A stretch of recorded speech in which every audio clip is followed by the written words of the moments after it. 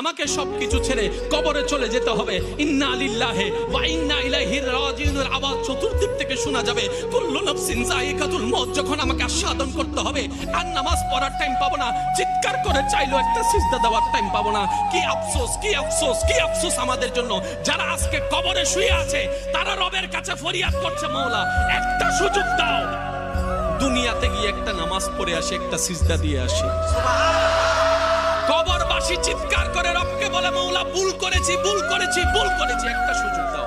আবার দুনিয়ায় যাব, মওলা হাজার ব্যবসা থাকুক আমি নামাজ ছাড়বো না, হাজার চাকরি থাকুক আমি নামাজ ছাড়বো না। মওলা একটা সুযোগ দাও, একটা সুযোগ দাও, একটা সুযোগ দাও। মাটির নিচে যারা আছে তারা বলছে, আর মাটির উপর যারা আছে তারা বলছে, ভাই নামাজ তো পড়তে আয়। একজনে বলে যে কিভাবে আসবো, আমার প্যান্ট তো ঠিক নাই, আমার প্যান্টও ঠিক নাই, আমার শরীর তো পাক নাই, আমার কাপড় তো পাক নাই। আরেকজনে বলে আমি যদি নামাজে যাই দোকানটা এখন বন্ধ করে লসের টাকা